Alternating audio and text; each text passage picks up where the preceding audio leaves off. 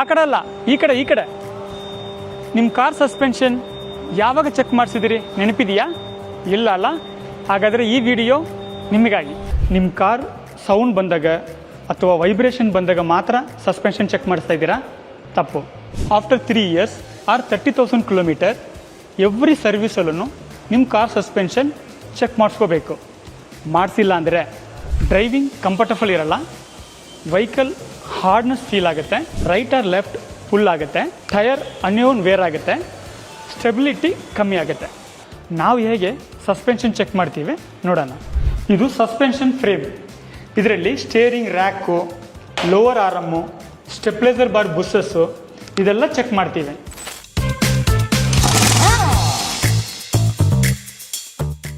ಮತ್ತು shock absorber check ಮಾಡ್ತೀವಿ. Front shock absorbers action ಎಲ್ಲ ಚೆಕ್ ಮಾಡ್ತೀವಿ. ಸೊ ಈ ಥರ ಬೌನ್ಸ್ ಆಗಬೇಕು. ಸೊ ಈ ಥರ ಆ್ಯಕ್ಷನ್ ಆದಾಗ ಸಾಕ್ ಅಬ್ಸರ್ವ್ ಚೆನ್ನಾಗಿದೆ ಅಂತ.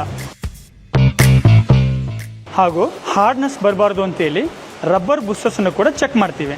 ಎವ್ರಿ ಸರ್ವಿಸಲ್ಲೂ ಸಸ್ಪೆನ್ಷನ್ ಚೆಕ್ ಮಾಡಿಸಿದ್ರೆ ಮೇಜರ್ ಸಸ್ಪೆನ್ಷನ್ ಕಾಂಪೋನೆಂಟ್ಸ್ ಫೇಲಿಯರ್ ಆಗೋದನ್ನು ಅವಾಯ್ಡ್ ಮಾಡ್ಬೋದು. ಹಾಗೆ ನಿಮ್ಮ ಕಾಸ್ಟ್ ಕೂಡ ಸೇವಿಂಗ್ ಆಗುತ್ತೆ. ಈಗಲೇ ನಿಮ್ಮ ನಿಯರೆಸ್ಟ್ ಕಲ್ಯಾಣಿ ಮೋಟಾರ್ಸ್ ನೆಕ್ಸಾ ಸರ್ವಿಸ್ ಸೆಂಟ್ರಲ್ಲಿ ನಿಮ್ಮ ಕಾರ್ ಸಸ್ಪೆನ್ಷನ್ನೇ ಚೆಕ್ ಮಾಡಿಸ್ಕೊಳ್ಳಿ.